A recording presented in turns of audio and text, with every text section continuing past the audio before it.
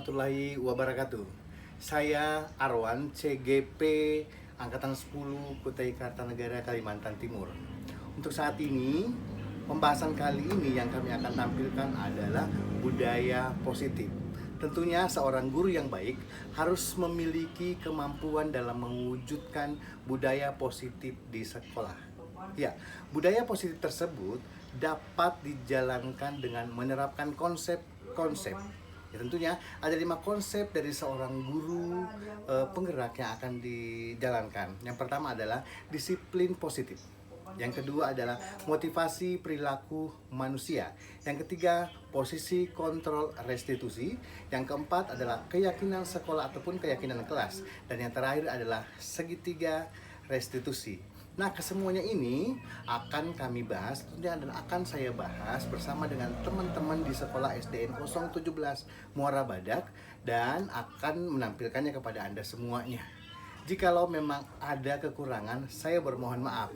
Namun semuanya itu kami lakukan tentunya untuk meningkatkan budaya positif yang ada di sekolah, dan akan meningkatkan tentunya keselamatan dan kebahagiaan kepada peserta didik kami. Selamat menyaksikan. Ya. Assalamualaikum warahmatullahi wabarakatuh. Waalaikumsalam warahmatullahi wabarakatuh. Ya, salam sehat, salam sejahtera, salam bahagia untuk kita semuanya. Dan terima kasih kepada Bapak dan Ibu guru yang sudah menempatkan waktunya untuk kami dalam kegiatan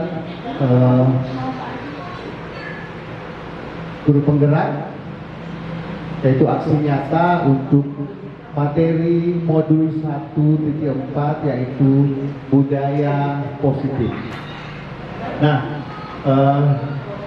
tentunya Bapak dan Ibu guru tahu budaya positif itu apa, karena memang sudah sering atau tiap hari sudah diterapkan di masing-masing sekolah. Apalagi sekolah kita di 017, budaya positif memang sudah mendarah daging buat anak didik kita ya.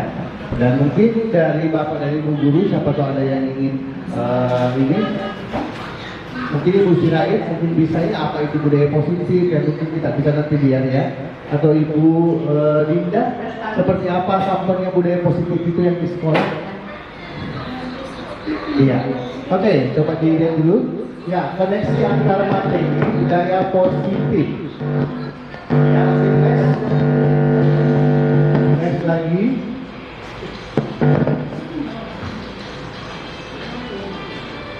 Ya, Bapak dan Ibu guru, kegiatan kami ini adalah salah satu kegiatan yang harus kami penuhi sebagai salah satu calon guru penggerak untuk kelengkapan dari guru penggerak itu sendiri. Ya, berikut adalah kesimpulan mengenai peran saya dalam menciptakan budaya positif di sekolah ya. Seorang guru yang baik harus memiliki kemampuan dalam mewujudkan budaya positif di sekolah. Budaya positif tersebut dapat dijalankan dengan menerapkan konsep-konsep inti ya, seperti ada 5 konsep inti budaya positif yang kami terapkan di sini. Ada disiplin positif, ada motivasi perilaku manusia, posisi kontrol restitusi, keyakinan sekolah atau keyakinan kelas, dan segitiga restitusi. Nah, kita mulai dari awal, yaitu adalah disiplin positif. Ya. Disiplin positif merupakan suatu cara penerapan disiplin yang mengajarkan anak-anak bertanggung jawab dan menumbuhkan kesadaran diri berdasarkan diri dan nilai-nilai kebajikan. Ya, Bapak mungkin tahu, Bapak Ibu mungkin tahu. Nah, disiplin positif, apa itu disiplin positif ya? Nah, lebih mengarah kemana berdisiplin positif itu?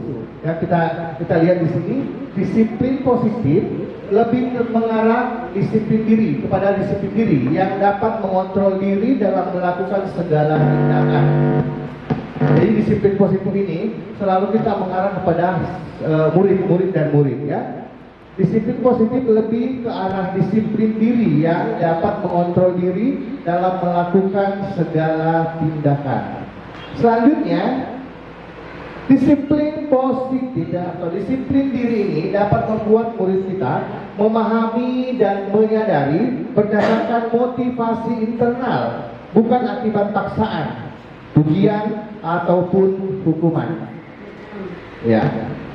Nah, sekarang masuk yang kedua, ada motivasi perilaku manusia. Ya. Motivasi perilaku manusia di teks untuk menghindari ketidaknyamanan atau hukuman. Selanjutnya, untuk mendapatkan imbalan atau penghargaan dari orang lain. Dan selanjutnya adalah untuk menjadi orang yang mereka inginkan dan menghargai diri sendiri dengan nilai-nilai yang mereka percaya.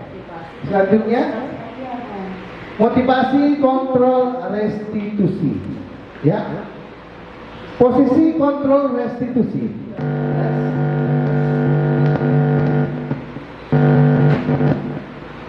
Posisi kontrol restitusi di sini kami ada 5 tahap, ya. Guru sebagai penghukum. Yang kedua, guru sebagai pembuat merasa bersalah. Yang ketiga, guru sebagai teman. Yang keempat, guru sebagai pemantau.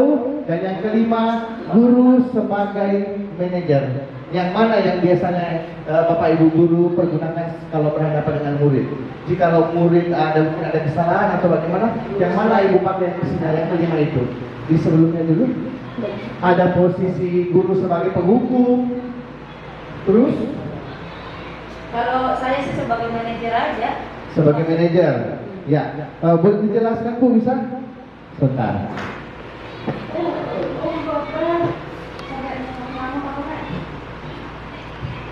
Tadi itu posisi apa namanya itu dari ya lurus. Assalamualaikum warahmatullahi wabarakatuh. Waalaikumsalam. Nah, 5 posisi kontrol restitusi tadi kita berikan dari yang pertama ya. Nah di sini ada 5. Ibu memilih posisi guru sebagai manajer. Kenapa saya memilih sebagai manajer? Karena kita itu sebagai seorang guru tentunya kita sudah kita sudah memiliki bahwa kita adalah manajer pada diri sendiri. Nah sekarang kita berlakukan ke siswa. Nah, kenapa kita posisi sebagai manajer? Tentunya kita sudah memanage baik dalam kelas maupun di lingkungan kelas, maupun sesama kita semua. Apa yang dimaksud tadi itu?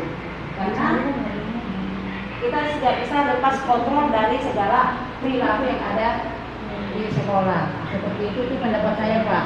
Contohnya Bu? Contohnya sebagai seorang guru sebagai manajer? Contohnya, iya. Contohnya di sini guru sebagai manajer di kelasnya atau di sekolah, tentunya apa yang saya memberi anggaplah seperti ini Pak. Apabila kita memberikan tugas, ya, jangan biarkan anak-anak itu mengerjakan sendiri tanpa dikontrol oleh gurunya kembali. Itu kan kita harus mengawasi bagaimana timbal balik dari anak tersebut, apakah anak itu melaksanakan tugas atau tidak. Jadi karena kita sebagai memanage segala kegiatan yang ada di situ sebagai manajernya, tentunya kita tahu arah dan tujuan apa yang kita sajikan kepada anak-anak, bukan lepas kontrol. Seperti itu Pak. Terima kasih. Siap, terima kasih Ibu.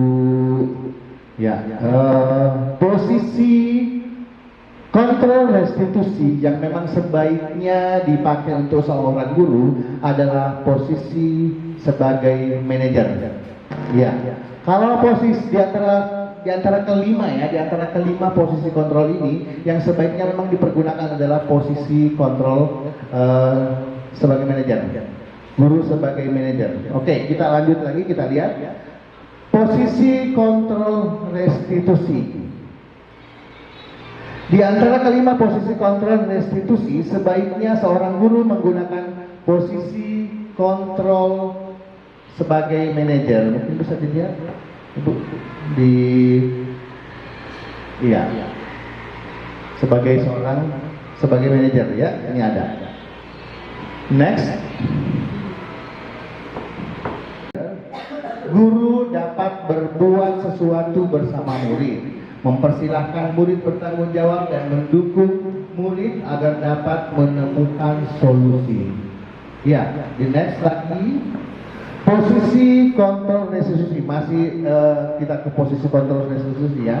Selain itu, posisi manajer mengacu pada restitusi yang dapat menjadikan murid sebagai manajer bagi dirinya sendiri sehingga dapat tercipta identitas positif pada diri murid itu sendiri. Nah, lanjut ke bagian ketiga yaitu keyakinan kelas ataupun keyakinan sekolah. Nah, di setiap sekolah itu ada keyakinan sekolah atau keyakinan kelas. Sudah tahu ya Bu ya, keyakinan sekolah ya. Itu aturan di kelas itu ada, aturan di sekolah ada seperti apa. Ya. Keyakinan kelas atau keyakinan sekolah, guru berperan dalam mewujudkan terbentuknya keyakinan sekolah atau kelas dengan adanya kesepakatan antara guru dan murid ya. Jadi seperti ini.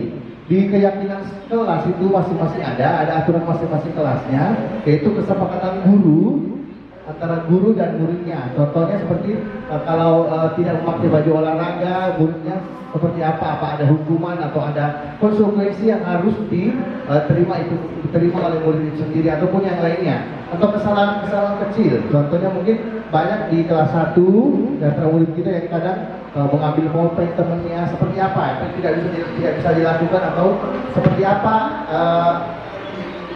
konsekuensi dari murid itu sendiri jika melakukan hal seperti itu. Nah, ya, selanjutnya,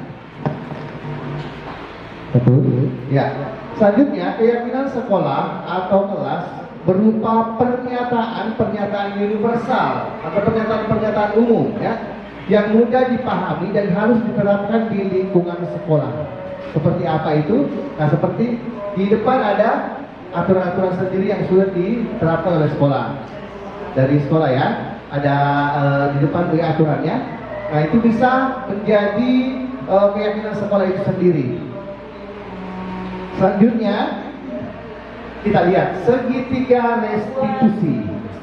Ya. Segitiga restitusi itu apa? Mungkin Bapak Ibu ada yang tahu? Kita lihat di atas, lanjut.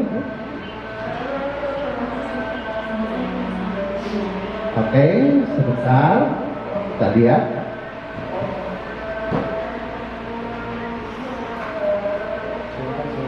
Segitiga restitusi. Ada 3 tahapan untuk segitiga restitusi. Pertama, yaitu menstabilkan identitas. Yang kedua adalah validasi tindakan yang salah. Dan yang ketiga adalah menanyakan keyakinan. Jadi ini akan diterapkan semuanya apabila di dalam kelas ataupun di sekolah ada salah satu atau beberapa murid kita yang mungkin mengadakan berbuat kesalahan. Nah, kita akan memakai segitiga restitusi ataupun seperti apa keyakinan sekolah atau keyakinan kelas itu sendiri. Nah, selanjutnya kita akan bahas satu-satu.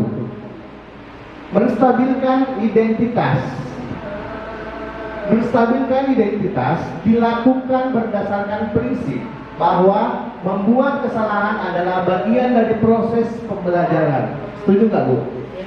Kalau anak-anak itu berbuat kesalahan, apa itu adalah bagian daripada proses? Setuju ya? Ya.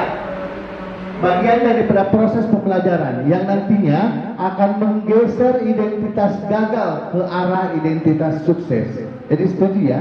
Jadi biasanya kalau kita pun orang dewasa seperti itu. Sebelum kita sukses pasti ada kegagalan dulu. Apakah itu kegagalan kecil ataupun yang kegagalan besar yang kita dapat sehingga selanjutnya kita akan baru menuju ke kesuksesan. Nah, selanjutnya ada validasi tindakan yang salah.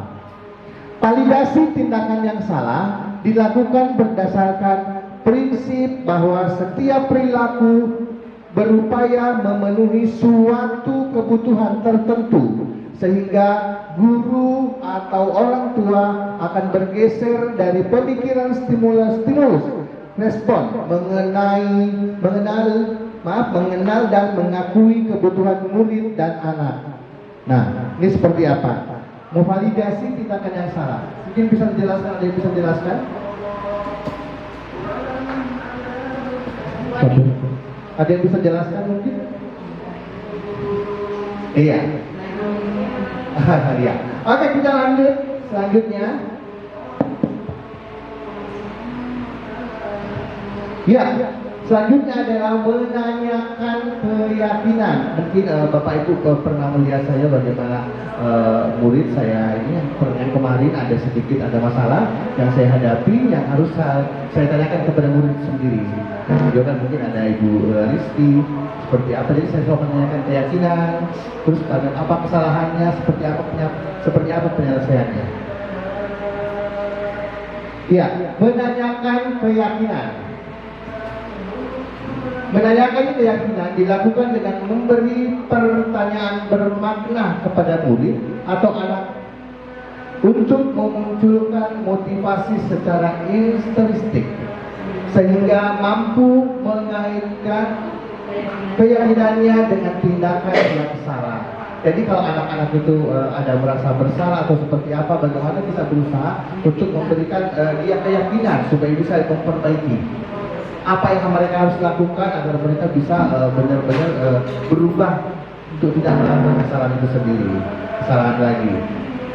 Nah, selanjutnya keterkaitan antar materi, ya, kita beralih nih, kita lanjut lagi. Keterkaitan antar materi. Lanjut untuk budaya positif.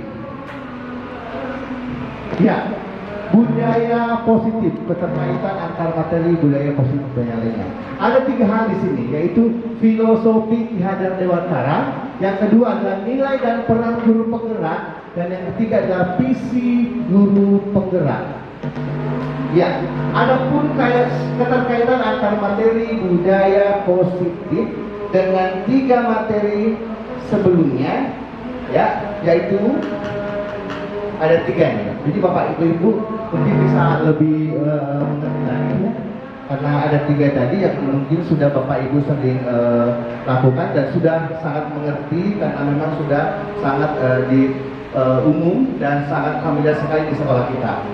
Filosofi KHD yang pastinya semuanya sudah mengerti, dan juga nilai dan peran guru penggerak, walaupun Bapak Ibu belum masuk ke dalam hal ke dalam guru penggerak, pastinya juga sudah pernah melaksanakan dan sudah tahu bagaimana guru penggerak itu sendiri, dan juga visi guru penggerak.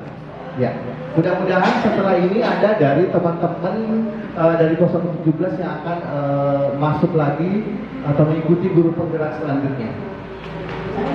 Budaya positif menurut Ki Hajar Dewantara. Ya, dengan menjalankan budaya positif di sekolah, maka akan mempermudah tercapainya tujuan pendidikan nasional sesuai dengan filosofi Ki Hajar Dewantara, yaitu pendidikan yang berpihak pada murid dan bersifat menuntun. Sudah dilaksanakan semua, Bu, ya, Bapak Ibu, ya, bagaimana cara mengajar kita kepada murid, dan semua kita tertuju pada murid yang bersifatnya menuntun. Jadi tidak memaksakan kehendak atau tidak memaksakan sesuatu kepada murid, hanya berjalan mengikuti apa kemauan murid itu sendiri. Kita hanya sebagai pendamping, menuntun untuk kebahagiaan mereka, untuk keselamatan mereka. Seperti apa maunya, kita memang harus selalu mendampingi, hanya sebagai penuntun saja.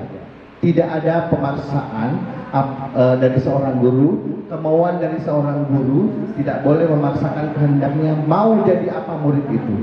Tapi mau jadi apa murid itu, kita hanya bisa menuntun, ya, memberikan arahan, menuntun murid itu apa yang dia mau untuk mencapai kebahagiaan dan keselamatan.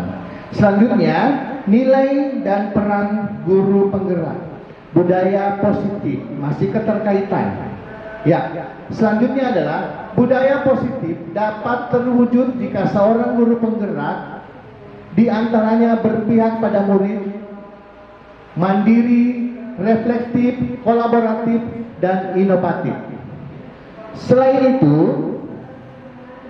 ya, Selain itu, harus memiliki peran sebagai penggerak. Penggerak apa ini? Mungkin bisa dinaikkan sedikit. Penggerak dalam membangun budaya positif di lingkungannya. Jadi, sebagai guru penggerak, walaupun kita bukan guru penggerak ya, kita harus menjadi penggerak dalam membangun budaya positif. Jadi Bapak Ibu tadi sudah mengerti budaya positif seperti apa, bagaimana contoh dari budaya positif itu untuk diterapkan kepada anak-anak didik kita, dan bagaimana kita menjadi sebagai penggerak dalam membangun budaya positif itu sendiri. Karena apapun yang kita lakukan di sekolah selalu akan ditiru oleh anak didik kita.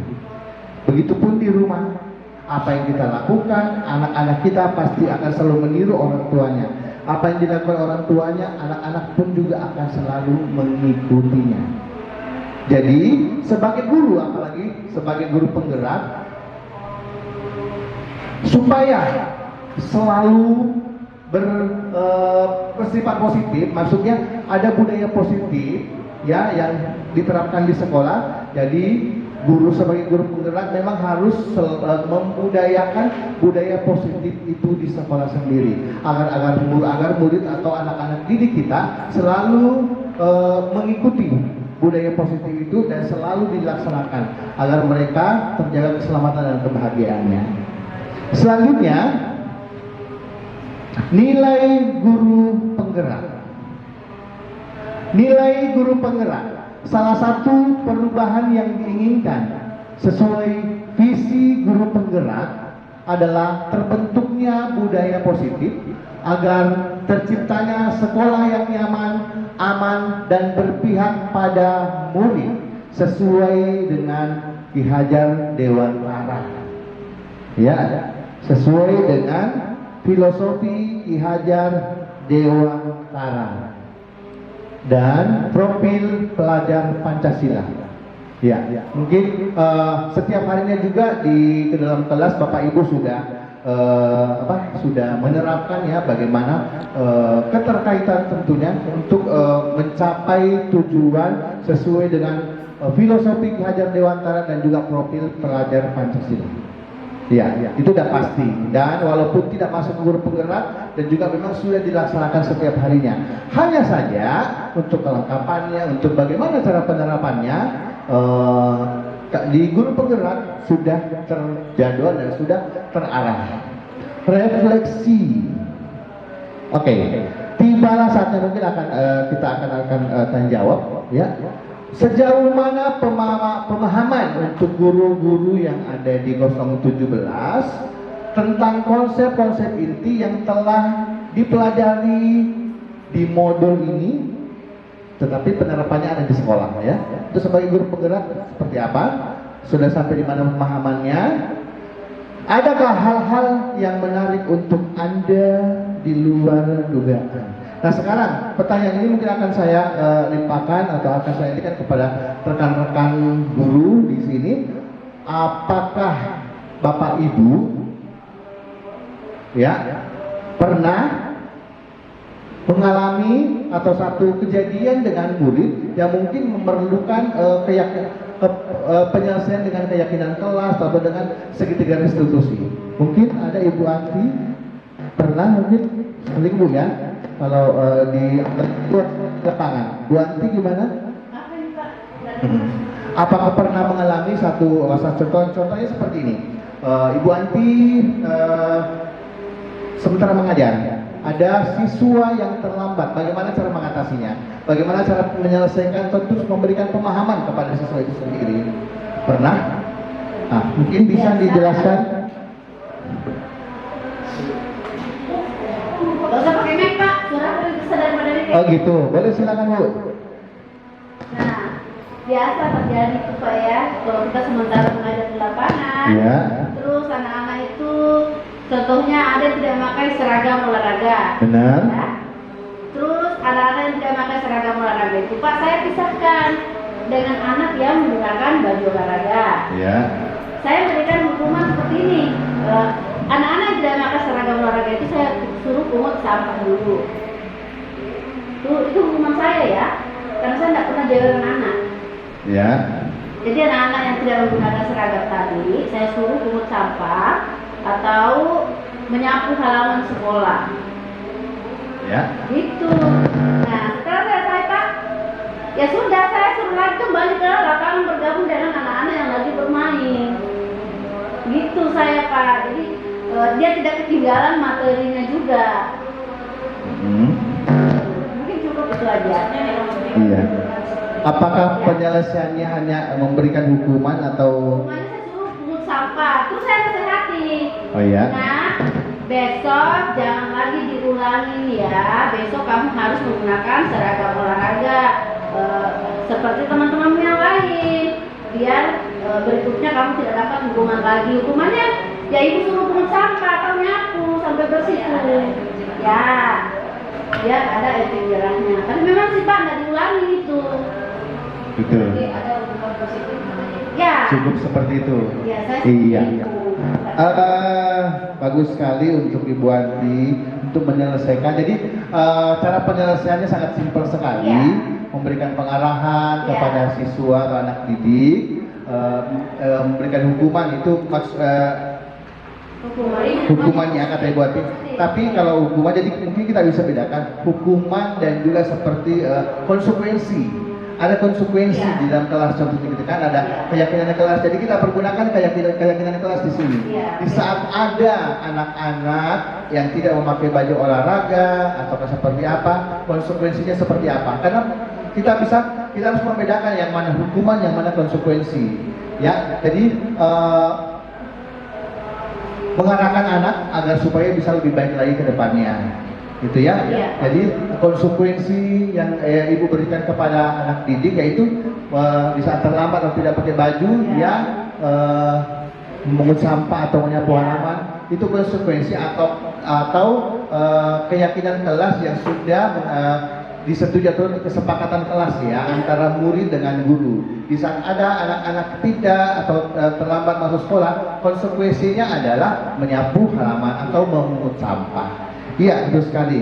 Nah, mungkin satu pemahaman dari Ibu Anti sudah membuat kita akan lebih memahami lagi ya. Berarti Ibu Anti benar-benar sudah memahami. Walaupun mungkin nanti ada kesepakatan lain ataupun kelengkapan yang lain yang mungkin bisa kita terapkan lagi di situ. Ya. Selanjutnya adalah pemahaman. Di sini adalah saya telah memahami konsep inti dari modul 1.4 budaya positif. Pemahaman ini akan saya implikasikan dalam lingkungan sekolah serta akan saya limpaskan kepada rekan guru yang lain. Inilah tugas saya.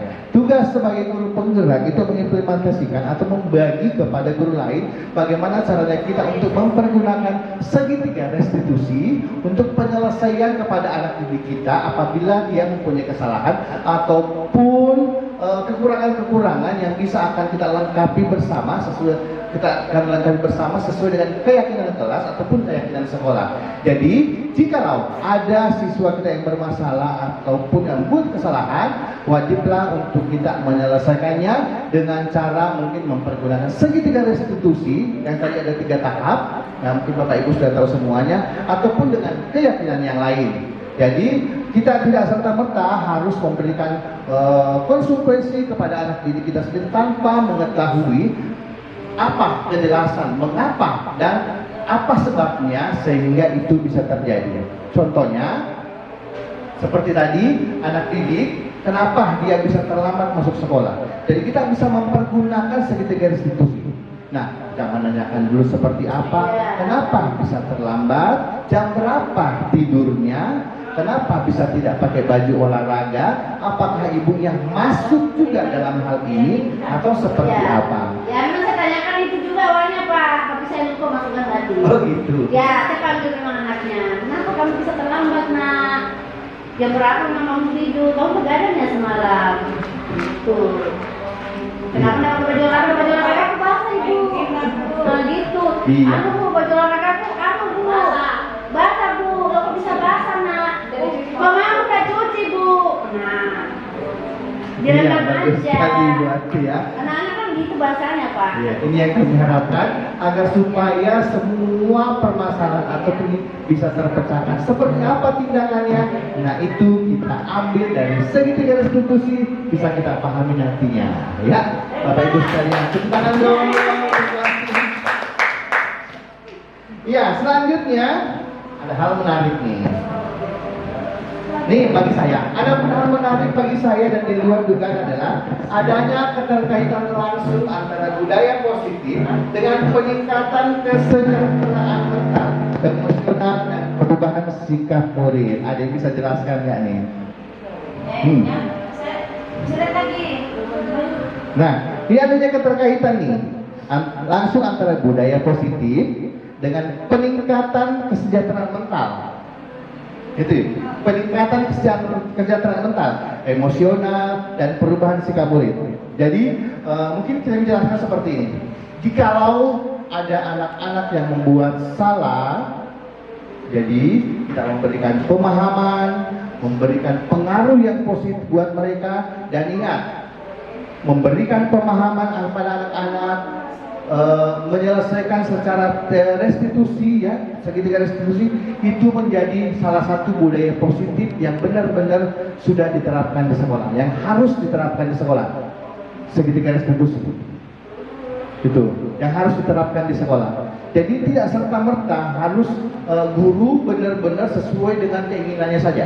Jadi memang ada hal-hal yang perlu dipenuhi sehingga apa yang kita inginkan bisa tercapai. Dan anak itu pun menjadi mental yang lebih kuat, terus emosionalnya bisa diatur, kesejahteraannya pun mereka dalam hal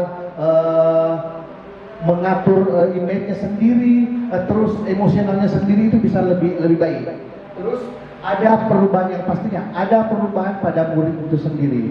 Pertama, dan juga tidak merasa malu, ya, anak-anak terkadang ditegur tuh ada rasa malu atau bagaimana. Jadi kalau kita memakai yang namanya tahap-tahap dengan penyelesaian hal seperti itu, anak-anak itu juga sendiri akan terbangun jiwanya, mereka tidak merasa malu atau bagaimana, dan mereka akan lebih mental lagi. Jadi budaya positif itu bukan hanya seperti memungut sampah atau seperti apa. Jadi menyelesaikan masalah dengan memakai segitiga restitusi itu bisa menjadi budaya positif di sekolah. Seperti itu. Jadi kalau bisa mungkin di sekolah kita nanti ini dalam penyelesaian masalah seperti itu kita akan budayakan positif. Ya, kita akan memakai hal seperti itu. Itu akan menjadi budaya positif, ciri khas dari sekolah kita. Ya. Selanjutnya, perubahan apa yang terjadi pada cara berpikir Anda dan budaya positif di kelas maupun di sekolah Anda setelah mempelajari modul ini? Ini bagi guru, calon guru penggerak. Nah, mungkin ada pertanyaan nih, ada pertanyaan buat untuk Bapak dan Ibu. Ibu Anti mungkin tadi sudah mengungkapkan, ya, atau menceritakan di saat ada murid yang salah dan dia sudah menyelesaikan dengan seksama, dengan baik sekali, walaupun dengan tahap-tahapnya sebenarnya memang sudah masuk. Hanya saja mungkin dari penjelasannya yang kurang ini, tapi mereka, Ibu Anti sudah menyelesaikan dengan bagus dengan tahap restitusi sebenarnya. Nah, Ibu Anti mungkin bisa menjelaskan ada perubahan apa, ya, pada diri Ibu Anti atau kepada muridnya yang sudah Ibu Anti terapkan dengan hal tiga restitusi, dengan segitiga restitusi. Apa ada perubahan pada siswanya, Ibu? Pastinya ada perubahan, Pak. Perubahan seperti apa? Perubahannya, kemarin tadi sudah ditegur tuh anaknya. Ya besoknya kan dia tidak melakukan kesalahan lagi. Seperti itu. Jadi tambahan selesai. Siapa tahu tambahan berikutnya? Pas. Kalau saya sudah pas yang pertama. Iya. Saya mewakili dari ini. Ya. Oke, mungkin di antara Bapak Ibu yang hadir, adakah yang bisa memberikan sampel, paling tidak beberapa sampel budaya positif yang kita sudah terapkan di sekolah?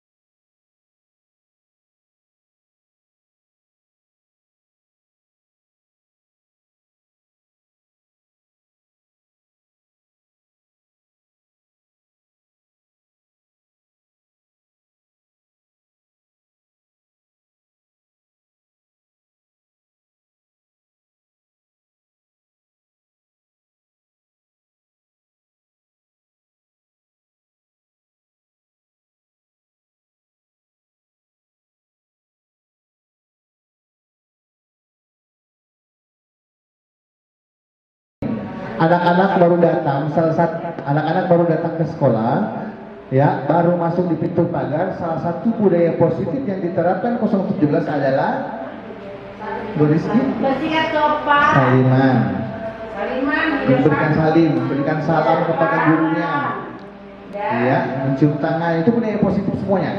Nah itu sudah dilakukan di sekolah kita, tapi mungkin susah menjelaskan Bu ya. Susah menjelaskan. Mungkin ibu kepala sekolah mungkin bisa jelaskan nih, bisa memberikan menjelaskan lebih banyak sampel dari budaya positif di sekolah kita. Makasih Pak Wawan. Dari awal saya amati dengan adanya materi yang Pak Wawan sebagai guru penggerak, yang tentunya harapan kami ke depan tidak perlu berkomentar banyak-banyak. Yang jelas dengan materi yang Pak Wawan bawakan tadi itu adalah bagian yang kita sudah laksanakan di sekolah kita ini, khususnya di SDN 17. Nah, di sini Pak Wawan menyatakan bahwa yang mana yang dimaksud dengan budaya positif yang ditanamkan ke anak-anak. Nah, sebenarnya kita sebagai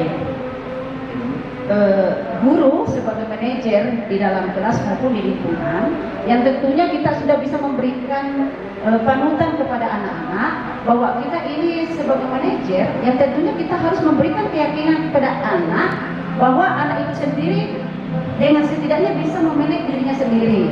Nah, itu kita meyakinkan bahwa kita sebagai manajer.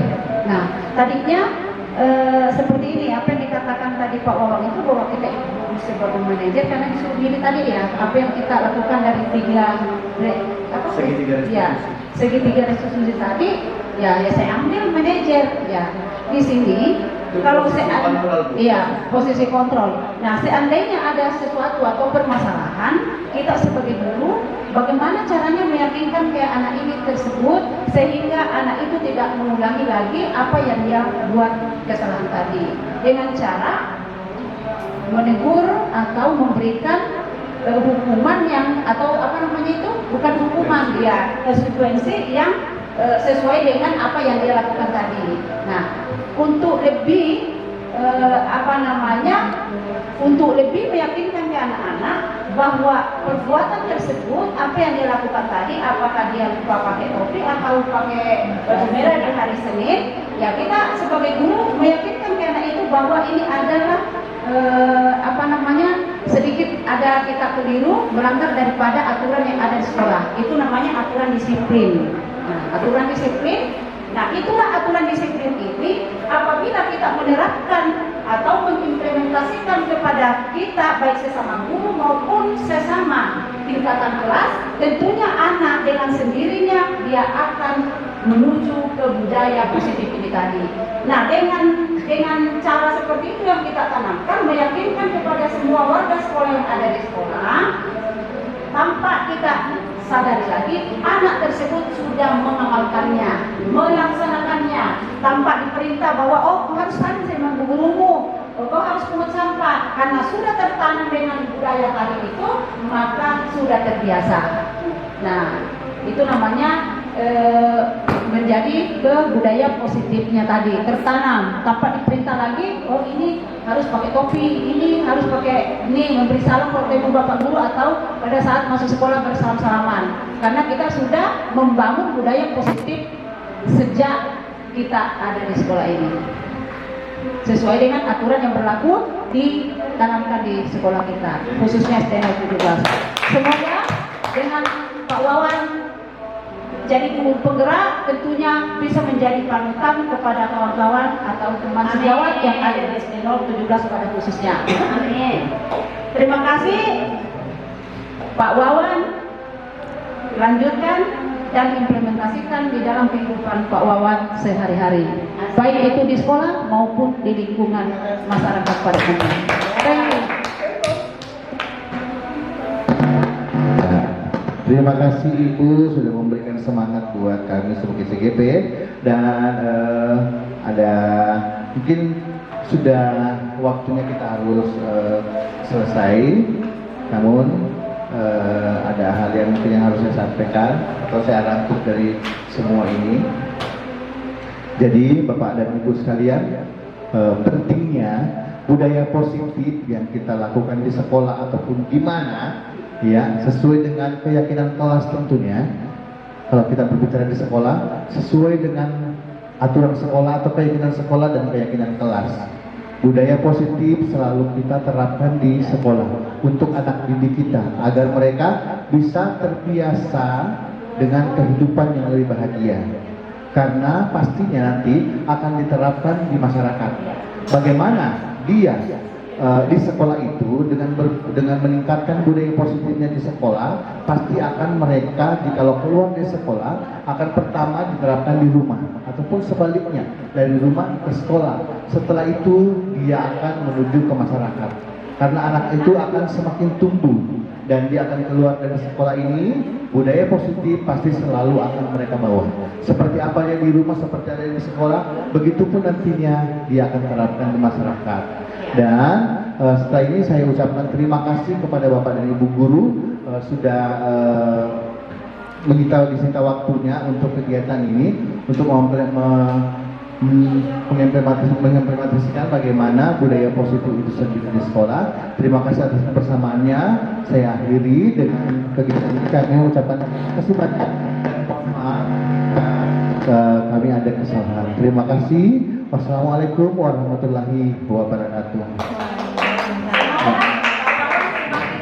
Demikian presentasi dari saya. Akhir kata, semoga bergerak, lekas bergerak, dan mari menggerakkan. Terima kasih.